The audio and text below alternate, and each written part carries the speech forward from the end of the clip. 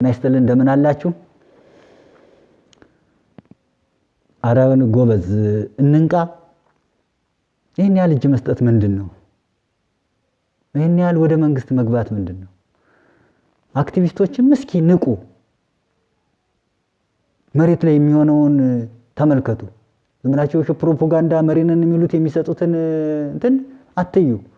መሬት ላይ ፋኖ አሁን በምን አይነት ሞራል በምን አይነት አካሄድ እንደሆነ እዩ ተመልከቱ።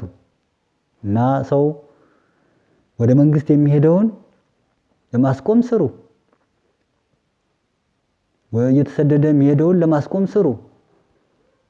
ፋኖ እየፈራረሰ መሆኑን ለምን ነው ማታዩ? እየደወላችሁ ማጠይቁ መሬት ላይ ለምንድነው? እሺ እየደወላችሁ ማጠይቁ። በሚዘገቡ ዘገቦች ምን ያህል አካባቢ ነፃ ወጣ ምን ያህል ደግሞ በመንግስት እየሄደበት ነው በሚለው ስለምንድነው ኮምፔር ማታረጉ? በዛ ገምግማችሁ መሪዎችን ለምን ነው ሰንጋችሁ ማትይዙ?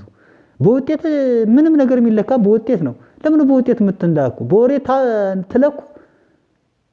እውነት መሬት ላይ ያለውን ውጤቱን ማታዩ።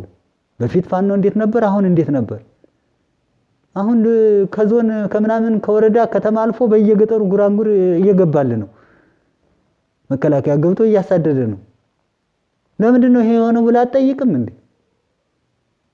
ስለዚህ ባካችሁ አክቲቪስት ነን ምናምን የምትሉ ትግሉ ምን ላይ ነው የሚለው እዩ እና እንዲስተካከል ፋኖም ሞራል እንዲኖረው የሚከደውም እንዳይከዳ የሚሰደደውም እንዳይሰደድ ችግሩ ምንድነው የሚለውን አፍረጥራችሁ አቅርቡ።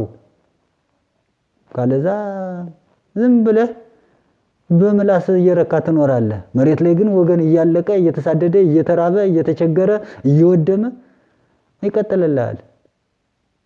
ስለዚህ የምትቆረቆር አካል መሬት ላይ ምን እየሆነ እንዳለ በትክክል ተመልክተህ መሪዎችን ጠይቅ።